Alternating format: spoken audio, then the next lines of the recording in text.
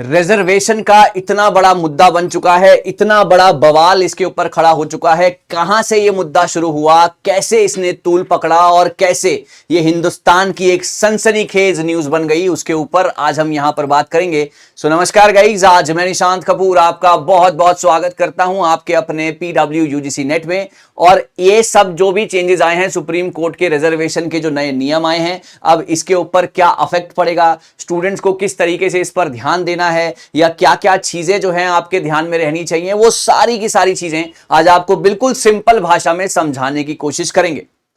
हाल ही में एक एग्जाम होता है स्टाफ सिलेक्शन कमीशन SSC का एग्जाम, जहां पर GD का जो है एक वहां पर पोस्ट आती है जो कि आपके कांस्टेबल के एग्जाम्स होते हैं आपके पैरामिलिट्री फोर्सेस के लिए। वहां पर एक ऐसा केस सामने आता है जिसके बाद ये रिजर्वेशन का जो जिन था ये आपका जो है अब बाहर निकल आता है और फिर जो है इसके ऊपर बवाल होना शुरू हो जाते हैं। कैसे बवाल होता है, क्या था वो एग्जाम, कितनी सच्चाई है इसमें, सब कुछ आज आपके सामने यहां पर डिस्कशन हम करने वाले हैं। तो ठीक है,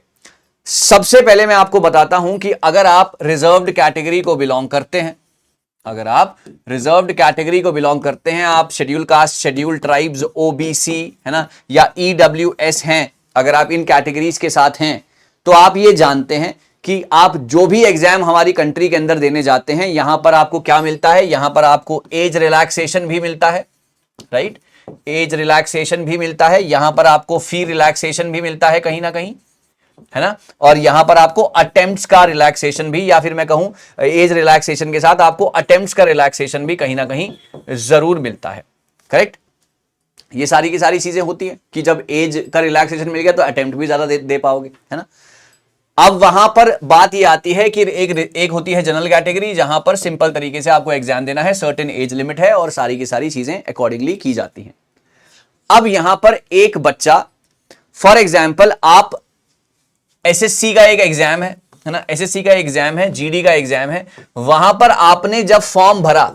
ओके, आपने जब फॉर्म भरा तो आपने सारे के सारे रिलैक्सेशन तो ले लिए आपने रिजर्व्ड कैटेगरी के, आपको एज का रिलैक्सेशन भी मिल गया, फी का रिलैक्सेशन भी मिल गया और अटेम्प्ट्स का रिलैक्सेशन भी मिल गया, ऑब्वियसली कट ऑफ का रिलैक्सेशन भी मिलेगा बाद में। लेकिन लेकिन लेकिन लेकिन यहां पर बात यह आ जाती है कि आप एक 100 नंबर का पेपर देने जाते हैं, आप एक 100 नंबर का पेपर देने जाते हैं, एक बंदा जो कि जनरल कैटेगरी का है, कट ऑफ जो खुली है वो खुली है 90 पर,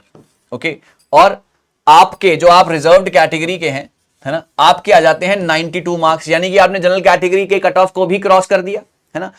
अब यहां पर पहले क्या होता था, पहले ये होता था कि आप जो है जनरल कैटेगरी के उसमें यहां पे सीट्स आपको जनरल कैटेगरी की मिल जाया करती थी और यहां पर जगह खाली छूट जाती थी, इसकी कट ऑफ चली जाती थी नीचे, चाहे वो SC हो, ST हो, OBC हो, EWS हो। तो पहले ऐसा होता था कि अगर आपने जनरल से ज्यादा मार्क्स स्कोर कर लिए हैं तो आप जनरल कैटेगरी में शिफ्ट हो जाएंगे उनकी सीट्स के ऊपर, जनरल की सीट्स के ऊपर, और यहां पर सीट्स हो जाएंगी खाली आपकी रिजर्व्ड कैटेगरी में और वहां पे कट ऑफ चली जाएगी नीचे। ऐसा ही होता था, लेकिन अब ऐसा नहीं होगा। अब सुप्रीम कोर्ट कहता है कि अगर आपने एज रिलैक्सेशन लिया है रिजर्व्ड कैटेगरी का, आपने फी रिलैक्सेशन लिया है रिजर्व्ड कैटेगरी का, या फिर आपने अटेम्प्ट का रिलैक्सेशन लिया है रिजर्व्ड कैटेगरी का, या जो भी आपके फायदे रिजर्व्ड कैटेगरी से हुए हैं, तो अब आप रिजर्व्ड कैटेगरी में ही माने जाएंगे, उन्हीं की सीट्स आपको मिलेंगी, आपको जनरल कैटेगरी की सीट्स नहीं मिलेंगी। बात समझ में आ गई ना, जनरल कैटेगरी की सीट्स आपको नहीं मिलेंगी। Now you are eligible for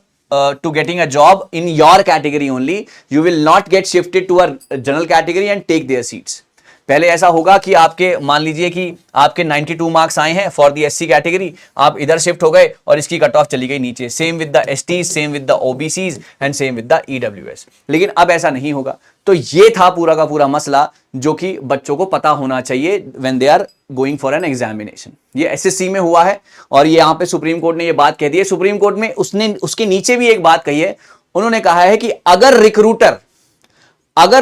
allow कर देता है ना, अगर रिक्रूटर कह देता है कि नहीं जैसा चल रहा है वैसा ठीक है तो अलाउड है, लेकिन अगर रिक्रूटर उसके ऊपर रजामंदी नहीं बिठाता तो जो सुप्रीम कोर्ट ने कहा है ये मसला होगा। ये पूरी की पूरी कहानी है जो कि आपको पता होनी चाहिए जब आप एग्जाम देने जाएं। आई होप आपको सारी की सारी कहानी क्लियर हो गई है और पूरा का पूरा माजरा जो है अब आप सुप्रीम कोर्ट का रिजर्वेशन का समझ चुके हैं। छात्रों के लिए कितने बड़े बदलाव हुए हैं ये आप समझ चुके हैं। आपके जो भी डाउट्स हैं या जो भी आपकी इच्छाएं हैं, जो भी मंशाएं हैं, जो भी आपका थॉट प्रोसेस है, वो आप नीचे कमेंट सेक्शन में लिख सकते हैं। मैं ऐसी वीडियोस और भी लाता रहूंगा, कुछ नया कुछ बेहतरीन आपके लिए ऐसे ही अपडेट देता रहूंगा। Thank you so very much, all the very best, अपना ध्यान रखें।